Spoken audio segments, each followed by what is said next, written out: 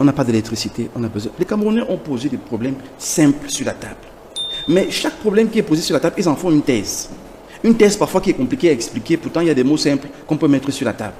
Comment vous m'expliquez que dans une nation, on pose des problèmes d'économie, vous nous sortez un gars de l'ENAM, vous venez résoudre les problèmes. Peut-être Somba est là qui peut nous résoudre le problème avec des expressions simples. Pourquoi voulez-vous qu'on pense de vision, qui est en fait la position d'une nation dans 10 ans, dans 20 ans, dans 30 ans? On laisse les philosophes pour aller prendre les militaires. Voilà, nous sommes dans un pays où le bon discours est devenu tellement naturel. On a des intelligences, on a des savoir-faire. Le bon discours est devenu naturel. Le bon discours est devenu naturel. On parle très bien au Cameroun. Okay. Allez à tous les séminaires, à tous les colloques, à toutes les rencontres, et mieux encore, le discours présidentiel qui est quand même le conglomérat des intelligences à la présidence pour pouvoir livrer. En fait, on a l'impression que tous les efforts sont faits pour le discours. Mais une fois qu'on a fini de faire le discours, c'est comme si on a grimpé une colline, mais on a grimpé le mont Cameroun et on est fatigué. Ce qui fait que quand on a fait un discours, on est heureux. Enfin, ils sont satisfaits d'avoir bien parlé. Mais je suis... Pour dire quoi? Le reste ne suit pas. Non, je suis très embêté parce que je vois quand même mon frère Amé pour essayer d'expliquer ce qui est difficile à expliquer. C'est-à-dire qu'on sort d'une élection de Camerounais, on dit on n'a pas d'eau, on a besoin d'eau. On n'a pas d'électricité, on a besoin... Les Camerounais ont posé des problèmes simples sur la table. Mais chaque problème qui est posé sur la table, ils en font une thèse. Une thèse parfois qui est compliquée à expliquer, pourtant il y a des mots simples qu'on peut mettre sur la table. Comment vous m'expliquez que dans une nation, on pose des problèmes d'économie, vous nous sortez un gars de l'ENAM, vous venez résoudre les problèmes. Peut-être Somba est là qui peut nous résoudre le problème avec des expressions simples. Pourquoi voulez-vous qu'on pense de vision, qui est en fait la position d'une nation dans 10 ans, dans 20 ans, dans 30 ans? On laisse les philosophes pour aller prendre les militaires. Voilà le Cameroun. On refuse d'adresser les vrais problèmes avec les vrais acteurs.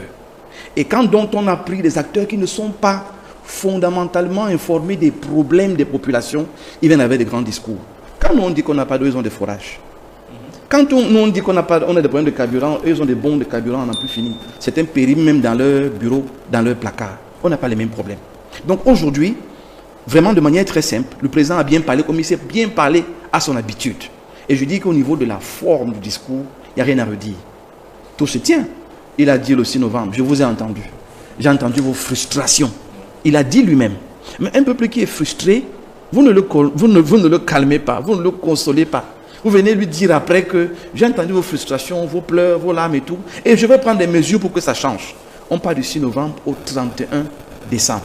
Et le 31 décembre, personne ne lui a rien demandé. Il a annoncé le gouvernement lui seul. Personne ne lui a demandé ça. Il n'avait même pas à parler de ça, qu'on ne serait pas en train de spéculer là-dessus. C'est un faux débat.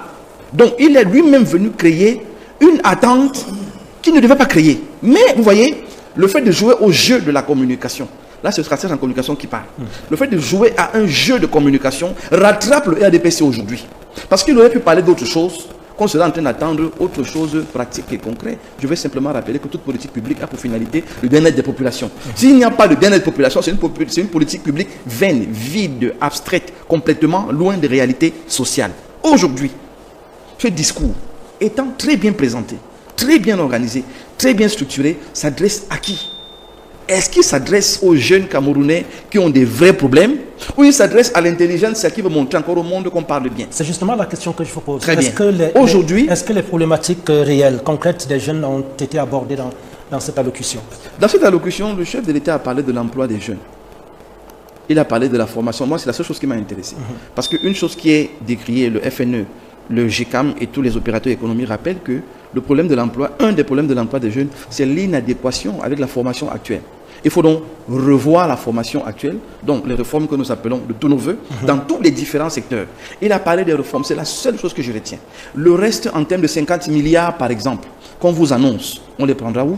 Une fois qu'on les a pris, est-ce qu'on va retomber dans le même piège des 102 milliards qui ont été dispatchés dans plusieurs ministères et qui ont été complètement inefficaces? Ou alors est-ce qu'on va créer un guichet qui va s'occuper uniquement de recevoir les projets, de les financer, de les accompagner et de se rassurer que les objectifs soient atteints? Donc il y a autant de questions qu'il faut se poser. Mais je dis, Boni, aujourd'hui, et je veux m'adresser au chef de l'État, en tenant compte de ce que, moi je l'appelle professeur Nké vient de dire. Il a clairement dit, le mépris est un problème. Les collaborateurs ne peuvent pas mépriser les gens qui sont censés servir. Je veux rappeler à ceux qui nous gouvernent, ils ne sont pas nos patrons, ils sont nos serviteurs. Les ministres sont nos serviteurs. C'est au Cameroun qu'on les a déifiés. On leur a donné le maire est mon serviteur, le député est mon serviteur, le ministre est mon serviteur. J'ai élu le chef de l'État pour qu'il me nomme des gens qui vont me servir. Pas pour me nommer des gens qui vont essayer de me mépriser, de m'écraser. On parle du mépris. De l'autre côté, on parle du respect même de la volonté populaire.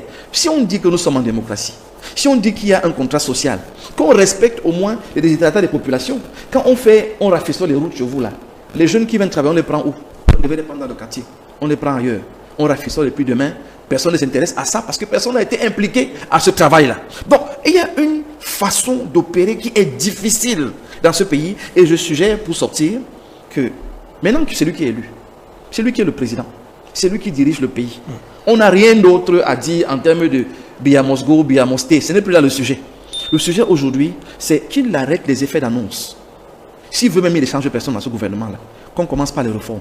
Parce que s'il n'y a pas de réforme, ça va être une nouvelle mangeoire. On ne peut pas avoir, par exemple, un ministère de l'Agriculture et l'autosuffisance n'est pas naturelle. Ce n'est pas possible qu'on ait un ministère de l'Agriculture sous cette forme-là, ça ne marche pas. On ne peut pas avoir un ministère, en fait, des ministères des enseignements qui ne parviennent pas à se reformer par eux-mêmes dans l'optique de non seulement créer des emplois, donner des capacités aux jeunes pour les emplois, mais également être, j'ai envie de dire, des sous-traitants même de l'Afrique, aller dans les pays voisins. On vous dit par exemple qu'à RCA, il y a un sérieux problème de formation des infirmiers. On a combien d'écoles ici au Cameroun? Pourquoi on n'a pas un système éducatif qui réfléchit dans le sens de nourrir la sous-région? Et je peux citer d'autres ministères comme ça. Pourquoi on ne raisonne pas le Cameroun en termes d'action, de proactivité? Bon, on est toujours dans les discours. Nous disons donc qu'ils parlent bien, on les acclame. Ils sont très forts, on les acclame. On a des puissants sémioticiens qui ont des analyses incroyables, on les acclame, c'est bien. Ils n'ont plus rien à prouver après 43 ans en termes de sapiens. C'est bon. Mais vous dites, maintenant, c'est l'action qu'il faut. Après la rédaction de ce bon il faut l'action. Les gens sont essoufflés. Mais complètement essoufflés. Ils n'arrivent plus à rien faire. La preuve, c'est que depuis que le chef a parlé, il a fini d'annoncer. On voit ce qu'on voit au port. Non? Les gens sont essoufflés et se perdent dans ce qu'ils doivent faire. Est-ce que vous croyez vraiment que pour un pays, des ministres qui respectent le chef de l'État, ils peuvent se comporter comme ça?